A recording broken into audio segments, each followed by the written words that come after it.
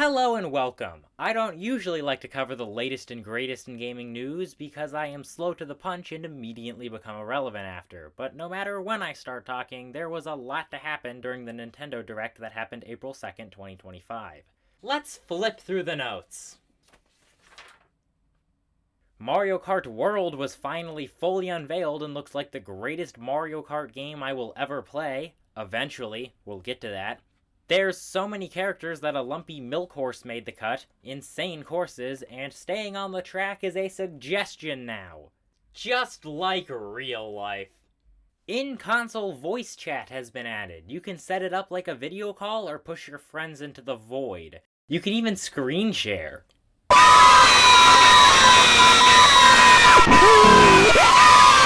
I'll get to experience that joy. Eventually. We'll get to that. The mouse controls have been confirmed. There will be a camera sold separately so you can video call on Switch. It's confirmed to have an LCD screen. I don't care that much. There's going to be a demo game, sold separately. More on that later. There's gonna be a ton of upgraded versions of games with extra stuff. I might get Kirby for the extra story. You can upgrade for presumably less. But that'll wait until eventually. We'll get to that. I'll probably also get Metroid Prime 4 because it feels made for the console. Still, eventually. We'll get to that. There's going to be a wheelchair basketball game that feels like it might be the next ARMS, where I like it fine enough and defend it, but it does sit on my shelf for extended periods of time until I remember it and play it out of pity. And a ton of exciting stuff, including and limited to Elden Ring Tarnished Edition, Hades 2, Street Fighter 6 Years 1 to 2 Fighters Edition, Daemon X Machina, Titanic Scion, Split Fiction. I Like It Takes Two a lot. This will be something I pick up. Eventually. We'll get to that. Pigzits Generations, Tony Hawk's Pro Skater 3+4, Hitman World of Assassination Signature Edition, some James Bond game, just titled Project 007. Hand me a KF-7 Soviet and I'm ready to go. Bravely Default Flying Fairy HD Remaster, Yakuza 0 Director's Cut, Hyrule Warriors Age of Imprisonment, GameCube games on what will now be called Nintendo Classics with the online expansion pack. What happened to Nintendo Switch 2 Online Classic Game Pass only available with Nintendo Switch 2 Online plus expansion pack? A lot snappier.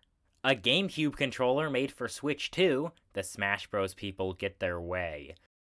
Like they always do. Deltarune Chapters 3 and 4 are being released in general. I have been meaning to play this game and Undertale. Please don't hunt me down, guys. I just need more time. Borderlands 4, Civilization 7, WWE 2K and NBA 2K logos chucked up on screen for a few seconds. Survival Kids. I don't know if real child labor was used in the making of this game or not. I hope for one of those two options. Enter the Gungeon 2, Starseeker Astroneer Expeditions, Cyberpunk 2077 Ultimate Edition. This is gonna be the best version yet. Final Fantasy VII, again. Intergrade. Ooh. Some random headlines followed. That included Hollow Knight Silksong. I still need to play Hollow Knight and only heard about this game a month ago, but I think I need to be excited. I promise I'm gonna play both. Oh god, they found me. I just need more time. That was so much. It's finally over. There's more. New Kirby Air Ride. Finally, a new racing game for the first time since... Oh yeah, you exist. Donkey Kong Bonanza is a new 3D Donkey Kong platformer for the first time since Donkey Kong 64, and you get to smash everything. I can already do that in real life. And then you're told the base package is just the Nintendo Switch 2 with a bundle of the console plus a digital copy of Mario Kart World available. A digital copy. Huh. Then you are directed to the Nintendo Switch 2 website to find out more information. The price was never given. If the price tag isn't on it, it's probably too expensive. Oh, how right I was. This is where we get to all that.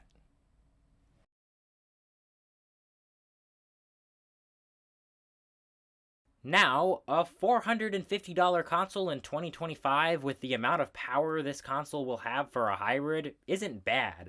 It's not amazing, but it isn't bad. For most people, the console is going to be a one-time cost, but when you get to the games situation, first of all, there will be no pack-in title. There will be Mario Kart for an extra $50, but it's not a pack-in if you've got to pay extra.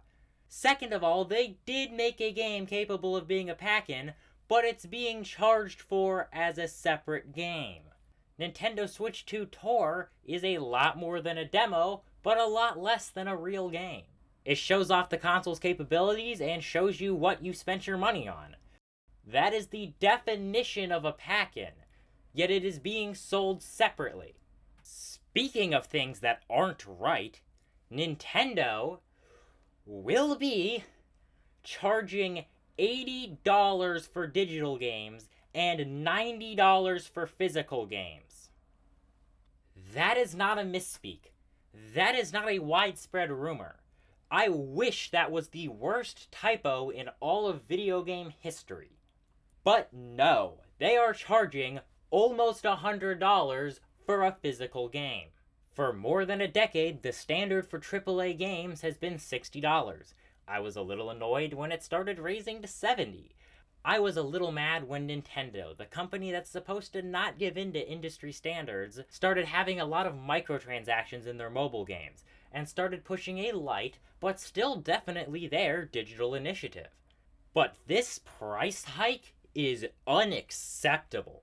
I will also not give in to the clear strategy taking place when they charge $10 more for physical games compared to digital. They are charging more for physical games, the only legal way to preserve video games. They are doing this through clear price gouging of the consumer. I will not be buying a Switch 2 until the prices go down or games become cheaper used. It could be years, but I'm not gonna pay $100 a game. At this point, Nintendo, PlayStation, and Xbox 2 are going to cause the next video game market crash. I can't wait to play this console in 2027.